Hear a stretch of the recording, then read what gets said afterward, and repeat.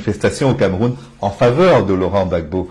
Ça ne vous étonne pas que vos compatriotes soient sur une longueur d'onde différente de la vôtre? Alors, moi je voudrais dire ceci. Au Cameroun, il y a eu une opération de diversion médiatique énorme, déployée par le régime de M. Paul Biya, et exploitant le thème ivoirien. Je vais vous expliquer comment ça marche. Le régime de M. Biya, à travers ses satellites administratifs, a suscité un certain nombre de chaînes de télévision privées, qui sont cofinancées d'ailleurs par certains potentats d'Afrique centrale, comme Afrique Média, comme Vision 4, etc. On sait que ces chaînes sont en réalité financées par les régimes, et notamment le régime camerounais. Je n'ai aucune preuve, mais On le sait. Deuxièmement, ces chaînes ont quoi comme mission? Détourner l'attention des Camerounais sur les problèmes politiques d'autres pays que le leur, pendant que dans leur pays règne une dictature depuis 35 ans. Cela dit, les manifestations en faveur de Laurent Gbagbo ont quand même été interdites. Parce que ces manifestations... Dispersées même. Mais monsieur Lumagla, Oui. c'est parce que ces manifestations risquaient de tourner à des manifestations contre la dictature de Biya. Parce que si on considère à Douala dans une manifestation qu'Alassane Ouattara est un dictateur, que Guillaume Soro est un dictateur, etc., ben, on pourrait quand même se rendre compte à un moment donné qu'il y a un type qui est au pouvoir depuis 1982 à la tête du Cameroun. Si le régime Biya a interdit les manifestations, c'est parce qu'il avait peur que ces manifestations ne tournent tôt ou tard à une résistance contre lui. Le régime Biya, c'est la plus ancienne dictature d'Afrique francophone. Et c'est la pire. On voit les exactions qu'elle commet dans le nord Cameroun, sous couvert de la guerre légitime contre Boko Haram. On voit les exactions qu'elle commet dans le sud-ouest et le nord-ouest Cameroun. Et on connaît ce qu'elle a fait pendant les émeutes de la fin de 2008. On sait ce que cette dictature a fait pendant les villes mortes des années 90. On sait comment elle a purgé l'armée sous couvert de réprimer le coup d'État de 1984. La tentative de coup d'État en Oui, 1984. voilà. Oui. Donc, c'est un régime 1000 fois plus violent que ce qu'on peut reprocher à tous les régimes de Côte d'Ivoire confondus que nous avons au Cameroun.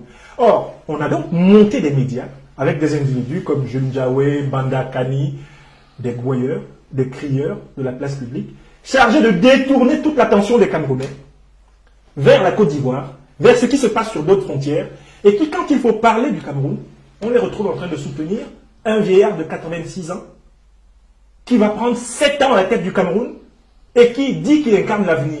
Les mêmes que l'on voit en train de dire que Ouattara, que Soro, que ceux-ci représentent la France-Afrique, soutiennent M. Biya qui est arrivé au pouvoir avec la bénédiction de la France, qui a été choisi dans les années 60 par Louis-Paul Ojoula, le recruteur de collaborateurs camerounais qui allait instaurer la République fantoche dont nous souffrons aujourd'hui dans ce pays.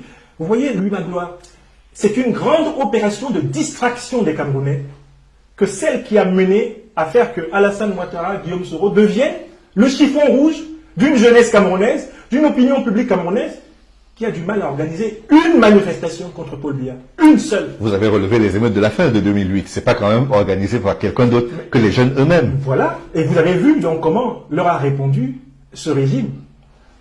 Il faudrait que Vision 4 en parle. Il faudrait qu'Afrique Média en parle. Non. On parle de Ouattara. On parle de la Côte d'Ivoire. On parle de Soro. Et c'est eux, désormais, la France-Afrique. J'ai écouté une émission d'Afrique Média où on est allé jusqu'à dire que Paul Biya représentait le dernier bastion de la résistance contre la France en Afrique. Mais c'est une honte. Ce sont les propos de M. Bandakani, ce sont les propos de M. Jules Ndiawe.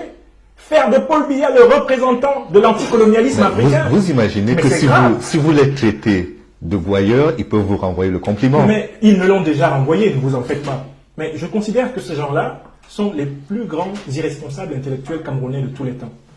Parce que moi, en tant qu'intellectuel camerounais, mon livre est là, Critique de la tragédie camerounaise. Il y a là, pour 300 pages, de démonstration que le régime qui gouverne le Cameroun depuis les années 60 jusqu'à nos jours est le plus criminel qui ait jamais sévi en réalité en Afrique centrale, en dehors peut-être du Congo-Brazzaville. Je le démontre, je documente cela.